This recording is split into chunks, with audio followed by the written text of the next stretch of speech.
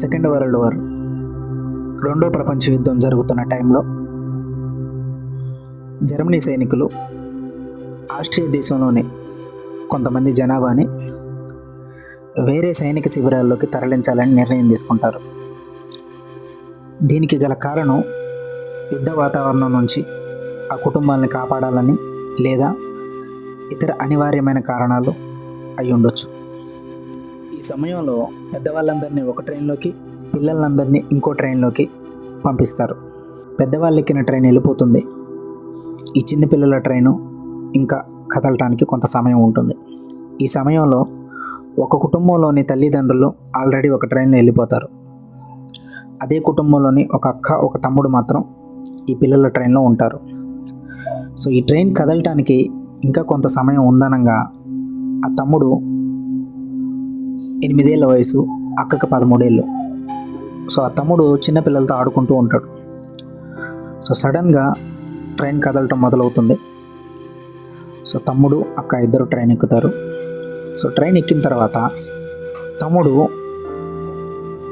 తన చెప్పులు కింద మర్చిపోతాడు ప్లాట్ఫారం దగ్గర. ఆ విషయానికి అక్క చాలా సీరియస్ అయిపోయి,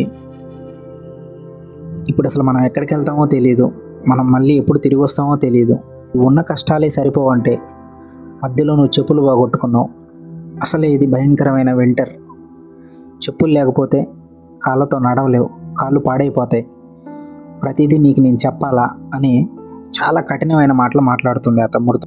కొంత దూరం పోయిన తర్వాత ఆడపిల్లలందరినీ మళ్ళీ ఇంకో ట్రైన్లోకి తరలిస్తారు. ఈ మగపిల్లలు, చిన్నపిల్లలందరూ అదే ట్రైన్లో వెళ్తారు. అలా ఎవరి శిబిరాలకు వాళ్ళు వెళ్ళిపోతారు. సో అక్క కొన్ని రోజుల తర్వాత ఎదురు చూస్తుంది, మళ్ళీ వాళ్ళ కుటుంబంతో కలుస్తుందేమో అని. కానీ అలా జరగదు. చివరికి 4 సంవత్సరాల తర్వాత ఆ సైనిక శిబిరంలోంచి ఆ అక్క బయటపడిన తర్వాత తెలిసిన విషయం ఏంటంటే వాళ్ళ కుటుంబ సభ్యులందరినీ తను కోల్పోయింది, తల్లి, తండ్రి, తమ్ముడితో సహా.